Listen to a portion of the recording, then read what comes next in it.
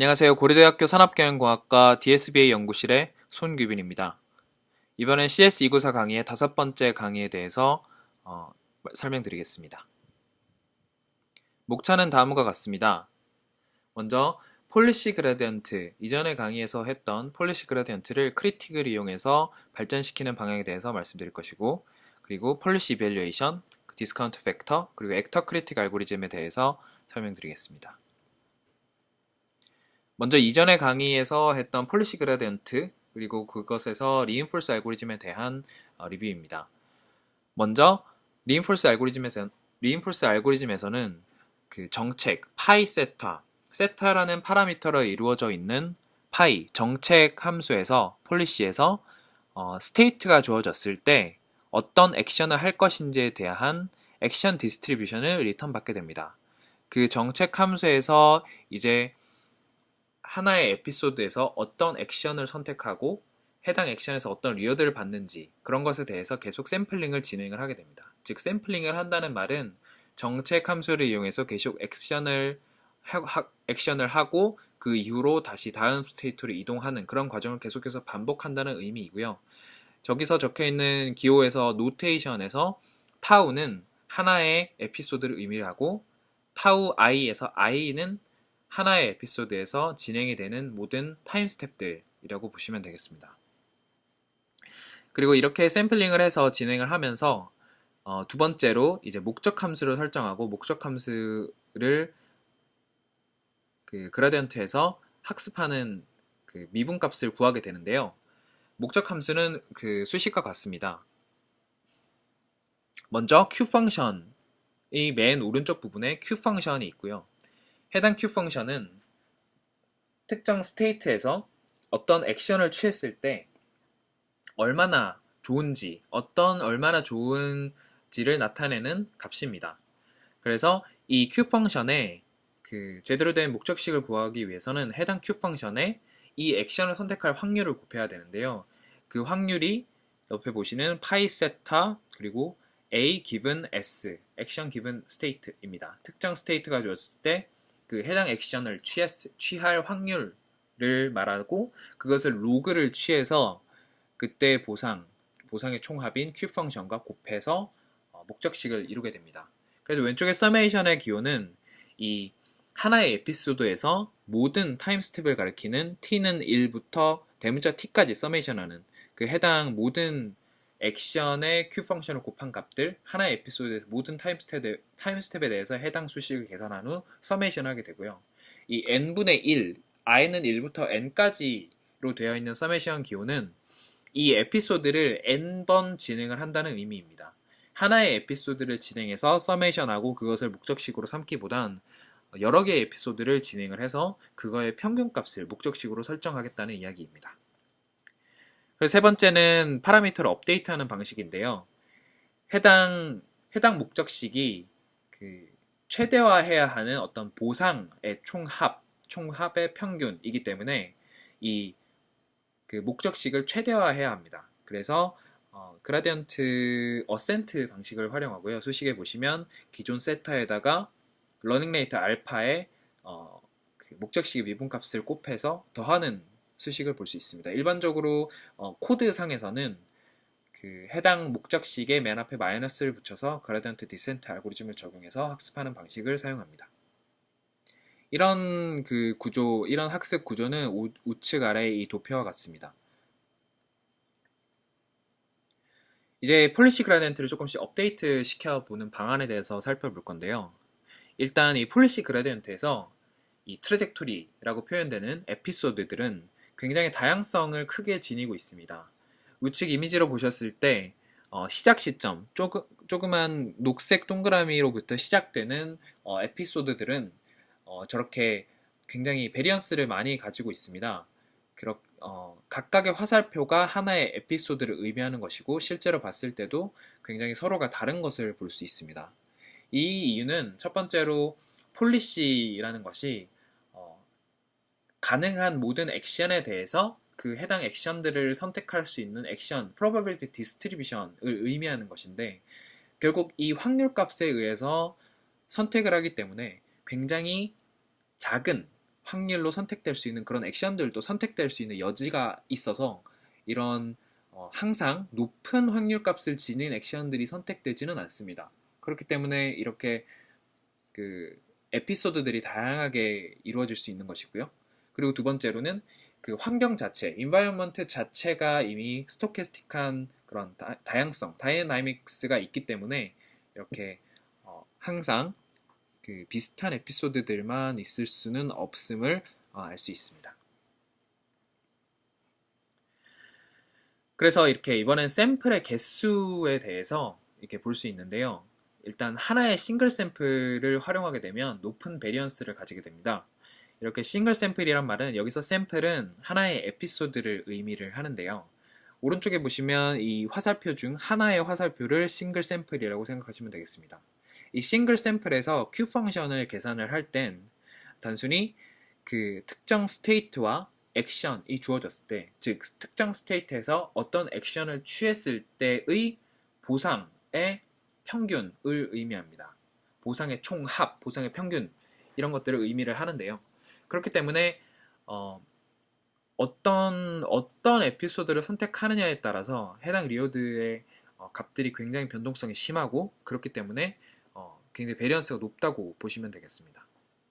하지만 이렇게 싱글 샘플로 하는 것 말고 좀 더 샘플을 많이 가능하다면 무한대에 가깝게 샘플링을 한다면 로어 베리언스, 베리언스가 좀 작아질 텐데요. 하지만 실제로는 이렇게 인피니트하게 샘플링을 할 수가 없고 없기 때문에 약간의 조율이 필요하게 됩니다. 그리고 이런 폴리시 그라디언트 방식에서는 항상 이런 베리언스가 문제가 되기 때문에 최대한 샘플 수를 좀 늘려서 베리언스를 낮추는 방향이 좀 좋겠습니다. 그래서 이제 베이스라인을 알아보겠습니다. 베이스라인은 해당 행동이 좋은 것인지 나쁜 것인지 판단하기 위한 기준을 말합니다. 즉 여기서는 그 average Q 펑션, 즉 밸류 펑션을 베이스라인으로 활용을 할 텐데요. 여기서 보시면 사실 이렇게 Q 밸류 펑션 자체가 해당 어떤 특정 스테이트에서 가능한 모든 액션들에 대한 Q 펑션을 그 액션의 probability distribution으로 weighted average 해가지고 썸한 것을 말합니다. 그렇기 때문에 이 밸류 펑션은 특정 스테이트에서 어떤 그 기본적인 평균적인 좋음의 정도를 의미하는 것입니다. 그래서 어드밴티지를 구성을 할 텐데요. 이 어드밴티지란 우측 아래 빨간 밑줄이 쳐진 수식을 의미하는데 Q 펑션에서 밸류 펑션을 뺀 것입니다. 즉 특정 스테이트에서 어떤 액션을 취했을 때의 좋음 정도를 Q 펑션이라 할 텐데 그 특정 액션을 취했을 때의 좋은 정도에서 평균적으로 어떤 행동을 취하든 평균적으로 이 정도는 좋다라고 표현할 수 있는 밸류 펑션을 뺀 값입니다. 즉 평균적 어떤 특정 스테이트에서 평균적으로 이 액션을 선택했을 때는 평균적인 것보단 이 정도는 조금 더 좋을 수 있다라는 것을 의미하는 것을 얘기할 수 있습니다. 즉 이것을 어드밴티지라고 표현을 하겠습니다. 그래서 이 Q 펑션과 밸류 펑션 그리고 어드밴티지 이렇게 정리를 해봤는데요. 역시 Q 펑션 같은 경우는 특정 스테이트에서 특정 액션을 취했을 때 그 리어드의 합을 의미를 하게 되고요. 그리고 밸류 펑션 같은 경우는 이런 Q 펑션을 액션으로 에버리지, 웨이티드 에버리지 한 값이라고 보시면 되겠습니다. 그리고 어드밴티지는 이렇게 Q에서 V를 빼서 특정 액션을 취했을 때 평균적으로 얼마나 더 나아지는지, 얼마나 좀 더 우월한지를 설명하는 것입니다.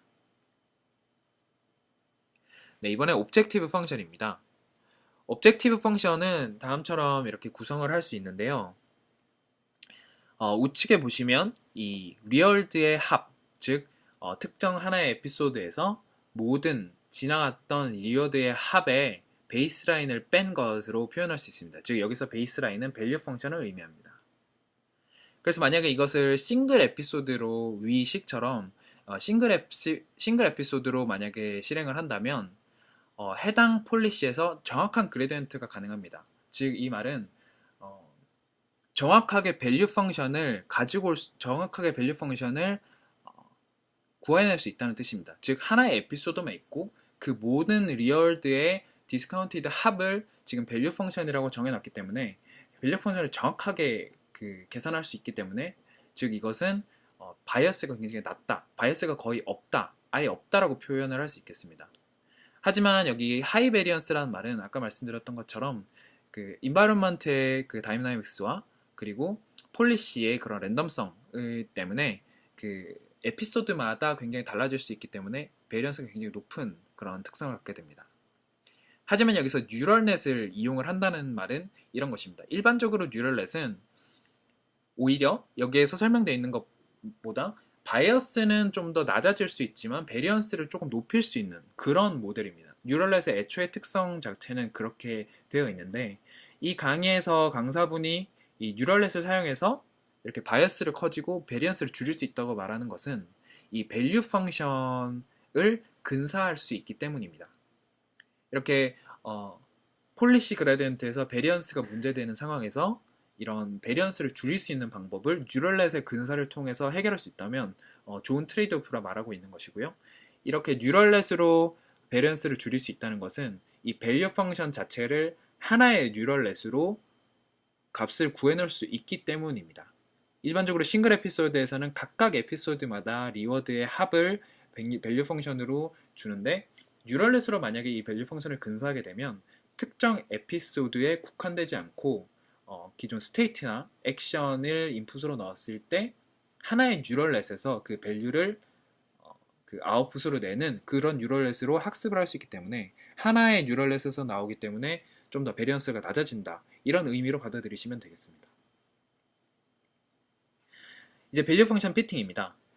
QVA, 즉 Q 펑션, 밸류 펑션, 그리고 어드밴티지 중에서 이제 밸류 펑션으로 피팅을 하는 형태로 결국엔 된다라고 얘기를 하는 슬라이드인데요. 그 이유는 다음과 같습니다.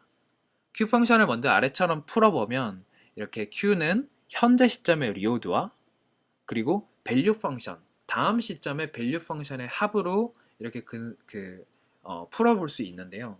이 Q 펑션, 그리고 이 Q 펑션을 어드밴티지에 적용을 하게 되면 맨 아래쪽 수식에서 어드밴티지는 Q-V라고 말씀을 드렸었는데, Q를 이렇게 리워드와 다음 시점의 밸류 펑션으로 대입을 해서 보면 현재 시점의 리워드, 그리고 다음 시점의 밸류 펑션을 더한 다음, 그리고 현재 시점의 밸류 펑션을 빼는 수식이 됩니다.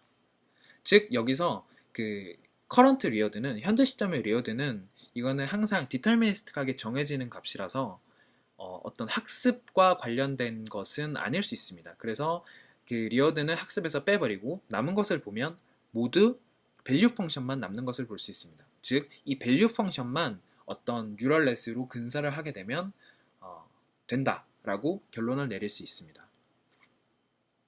다음에 폴리시 이밸류에이션입니다. 폴리시 이밸류에이션이란 폴리시를 고정시킨 다음 그 해당 폴리시에서 밸류 펑션을 fit 시키는 과정인데요. 일반적으로는 몬테카를로 폴리시 이밸류에이션을 사용합니다. 먼저 이 트래젝토리를 따라서 하나의 트래젝토리, 즉 하나의 에피소드에서 등장하는 모든 리워드를 합하는 방식이 몬테카를로 방식이고요. 그리고 이 리워드를 모두 합한 것들, 이 각각의 에피소드에서 리워드를 합하면서 나온 결과물들을 여러 트래젝토리에서 평균을 취하는 것으로 이런 밸류를 구할 수 있습니다. 그래서 몬테카를로 이밸류에이션, 여기서 이제 펑션을 근사하는 펑션을 활용을 해본다면, 먼저 트레이닝 데이터는 다음과 같습니다. 스테이트와 그리고 리워드, 특정 스테이트와 액션을 취했을 때 리워드의 총합, 이것을 트레이닝 데이터로 구성을 할 수 있겠고요. 그리고 밸류 펑션을 핏하는 과정은 지도학습에서 리그레션을 하는 것으로 볼 수 있습니다. 즉 여기서 로스는 어떤 우리가 밸류 펑션을 근사한 뉴럴 네트워크에서 나온 추측치에다가 실제로 우리가 받은, 위에서 보시면 리워드의 합이라고 되어 있는데, 이 리워드의 합을 y로 해서 결국에 이 리워드의 합을 어떤 스테이트가 주어졌을 때 해당 뉴럴넷으로 리워드의 합을 근사하는 방식으로 어떤 밸류 펑션의 어프록시메이션이 진행이 되게 됩니다. 그래서 앞에 보시면 로스가 이렇게 MSE 로스로 되어 있고요. 이것을 로스로 해서 뉴럴넷이 학습이 되게 됩니다. 우측에 보시면 방금 전에 아까 뉴럴넷이 베리언스를 줄일 수 있다라고 얘기를 말씀을 드렸는데요. 이 우측 그 그림이 이 우측에 있는 이 그림이 그의 의미와 같습니다. 특정 시점의 것들을 여러 가지 특정 시점에 대해서 그 결국엔 뉴럴넷이 여러 시점 같은 의미를 지니는 시점에 대해서 뉴럴넷이 계속해서 결과를 동일한 뉴럴넷에서 결과를 내기 때문에 좀 더 이런 베리언스가 각각의 에피소드 따로따로 계산하는 것보다는 좀 더 베리언스를 줄일 수 있다고 보면 되겠습니다. 다음에 부트스트랩입니다. 여기서 방금 전에 뉴럴넷 하나의 뉴럴넷으로 계속해서 사용한다고 얘기를 말씀드렸는데요. 여기서 부트스트랩에 대해서 부트스트랩식으로 다시 적용을 할 수 있습니다. 이것은 어떤 말이냐면 이전 시점에서 학습이 돼서 업데이트가 된 밸류 펑션을 근사한 뉴럴넷을 현재 시점에 그대로 사용하는 것입니다. 그래서 이 역시 부트스트랩 방식 역시 바이어스는 조금 높일 수 있지만 베리언스를 낮출 수 있기 때문에 폴리시 그라디언트에서 좀 더 좋은 방향으로 갈 수 있는 부분이고요. 아래쪽에 보시면 모두 동일한데 그 레이블만 Y 레이블 부분만 달라졌습니다. 즉 이전에서는 그 모든 그 해당 에피소드에서 계산된 모든 리어드의 합 혹은 리어드의 디스카운트된 합으로 표현이 됐었는데 지금은 현재 시점의 리어드와 다음 스테이트에서의 밸류 펑션 값으로 더한 값을 하나의 Y 레이블로 보겠습니다. 다음에 디스카운트 팩터입니다. 디스카운트 팩터는 리어드를 타임 스텝에 대해서 감소하는 것인데요. 현재 시점에 받는 리어드보다 다다음 시점에서 받는 리어드들이 좀 더 감가가 돼서 적용이 되는 것으로 볼 수 있습니다. 여기서 디스카운트 팩터로 표현되는 감마는 0에서 1 사이 값이고요. 일반적으로 0.99의 값을 적용을 하는 것으로 코드에서 확인을 했습니다.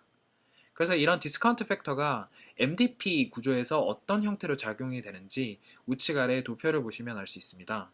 기본적으로 스테이트가 4개 있는 상황에서 하나의 어떤 종료되는 터미널 스테이트가 하나 추가된다고 보실 수 있는데요. 이 터미널 스테이트는 모든 기본 스테이트 S1, S2, S3, S4와 모두 연결되어 있습니다. 그리고 트랜지션 프로버빌리티가 모든 스테이트에서 해당 터미널 스테이트로 갈 수 있는 확률 값이 이 1에서 디스카운티드 팩터를 뺀 값입니다.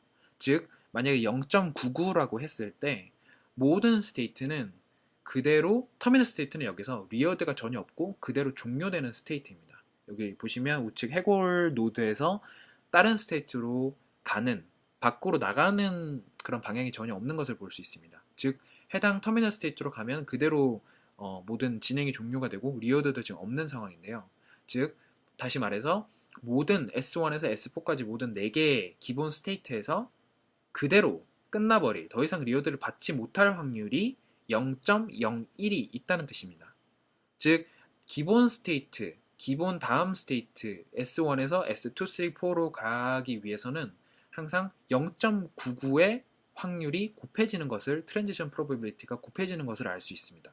즉 이것은 감마의 확률값이 계속 중첩되어서 그리고 다음 스테이트로 넘어갔을 때 리어드에 합산되는 것을 곱해져서 합산되는 것을 볼 수 있는데요. 그렇기 때문에 다음 스테이트로 넘어갔을 때 시간이 지날수록 계속해서 감마가 중첩돼서 곱해져서 리어드가 감소되는 것을 우측 MDP로 표현할 수 있겠습니다. 액터 크리틱 알고리즘입니다. 이 액터 크리틱 알고리즘에서 이제 배치 액터 크리틱 알고리즘과 온라인 액터 크리틱 알고리즘을 할 수 있는데요. 이 두 가지는 그냥 배치 여러 가지 샘플 에피소드를 해서 학습을 하는 경우와 그냥 하나의 싱글 샘플로 액터 크리틱 알고리즘을 하는 것으로 단순 비교를 할 수 있습니다. 이 배치 액터 크리틱 알고리즘은 이렇게 순서대로 4가지가 있습니다.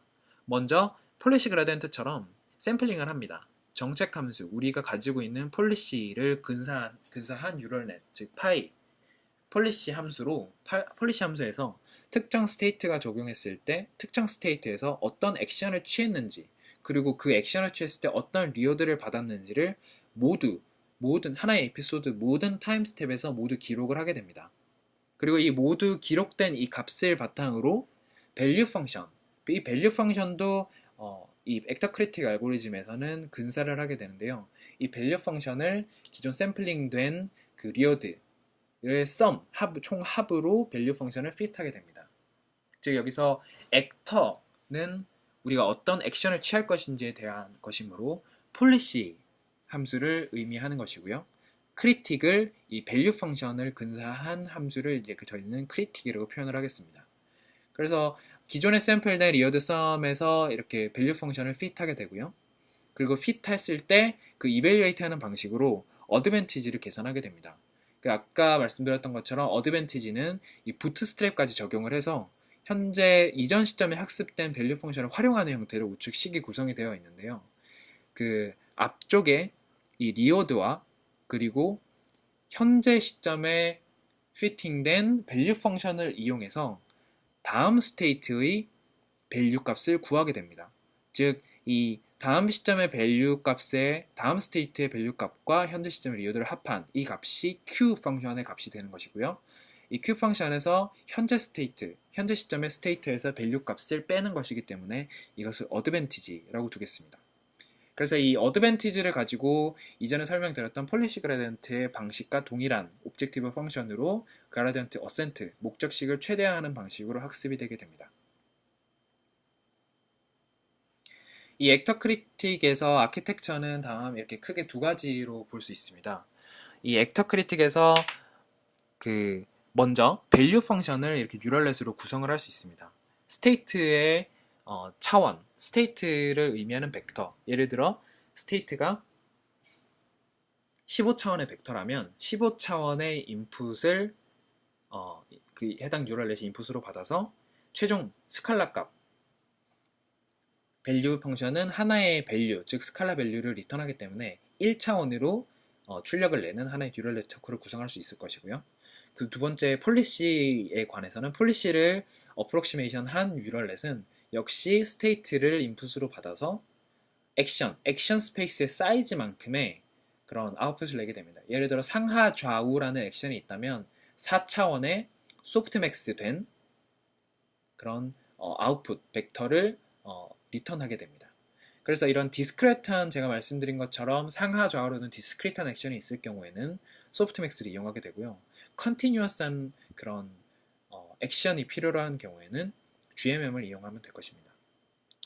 이렇게 이것이 투 네트워크 디자인, 즉 두 개의 네트워크를 각각 액터와 크리틱으로 근사를 하는 방식이고요. 쉐어드 네트워크 디자인이라고 해서 하나의 네트워크가 그런 아웃풋이 밸류 펑션에 대한 밸류 값도 리그레션하고 그 액션에 대한 것도 학습을 하는 형태가 이렇게 될 수 있는데요. 즉 멀티태스크 러닝인데 물론 좀 더 효율적이고 빠른 학습과 빠른 결과를 낼 수는 있지만 이 뉴럴 네트워크 튜닝이라는 점이 좀 어려운 부분이 있습니다. 이것은 온라인 액터 크리틱의 한 예제인데요. 패러럴하게 그 병렬로 여러 워커를 써서 업데이트를 하는 방식이고 이런 것들이 좀 더 효율적임을 말하고 있습니다. 왼쪽 같은 경우는 싱크로나이즈라고 해서 하나의 스테이트가 있고 다음 스테이트와 액션, 그 리오드 하나의 어떤 샘플링이 됐을 때 각각 이런 모든 다른 워커들의 이 샘플들을 분배해서 학습하고 그거를 모두 모아서 업데이트를 하는 방식인데 이 각각의 워커들의 서로 성능이 다르거나 어떤 특정 워커에서 병목이 발생하게 되면 먼저 끝난 워커에 대해서도 기다리는 것이 필요합니다. 그래서 이런 부분은 좀 더 완벽하게 싱크로나이즈해서 완벽하게 한 번 밸류 펑션이 학습되고 업데이트하고 학습하고 업데이트되는 그런 과정을 완벽하게 분리할 수 있는 이점은 있겠지만 좀 비효율적이라는 부분이 있습니다. 그래서 일반적으로는 어싱크로너스 패러럴 방식을 쓰는데요. 이런 각각의 워커들에 대해서 각각의 워커들이 다른 워커를 기다리는 것이 아니라 어싱크로너스하게 각각 학습이 진행이 되고 그것을 계속 어떤 특정 서버에 그런 자기가 학습한 값들을 보내게 됩니다. 그리고 그 서버는 그런 스텝들이 모이게 될 때마다 특정 스텝 개수만큼 모이게 되면 그것을 통해서 한 번에 세타를 업데이트하는 방식으로 진행이 되게 됩니다. 그래서 크리틱, 즉 이런 액터 크리틱과 폴리시라든지 이런 기존 방식들에 대해서 어떻게 비판점이 있고 이것을 어떻게 좀 발전시킬 수 있는 방법들이 논의가 되고 있는데요. 먼저 액터 크리틱 같은 경우는 베리언스는 낮아질 수 있습니다. 이 크리틱이라는 밸류 펑션을 어프록시메이션한 뉴럴넷을 이용해서 베리언스는 낮출 수 있지만 하지만 이 크리틱 밸류 펑션 자체가 틀릴 수 있는 문제가 있습니다. 그래서 로어 베리언스에 바이어스 된 것이라 볼 수 있고요.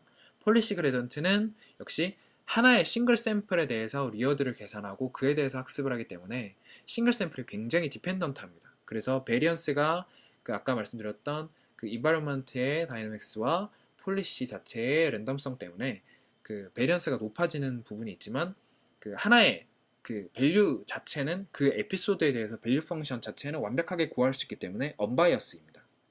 그래서 이렇기 때문에 두 마리 이 각각의 각각 장단점이 있는데 이 두 장단점을 동시에 잡는 것이 가능한가에 대한 논의들이 이루어지고 있고요. 그런 것에 대해서 이렇게 그 합쳐서 단순히 나이브하게 합쳐서 콤바인할 수도 있습니다. 맨 오른쪽 그 아래쪽 그림에서 보시면 이 에피소드가 이 진행이 되면 진행될 때마다 됨에 따라 이런 그 끝부분에서 베리언스가 점점 커지는 것을 볼 수 있습니다.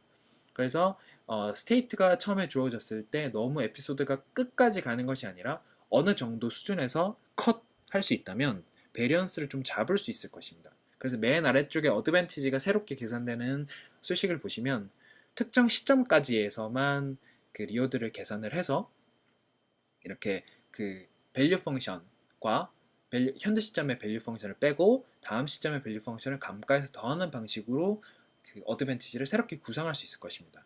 이런 방식으로 액터 크리틱을 좀 더 발전시킬 수 있는 방법이 있지만 이 강의에서는 아직 제대로 다루지 않았고 이런 다양한 이런 생각을 자유롭게 할 수 있다라는 것을 보여줬습니다.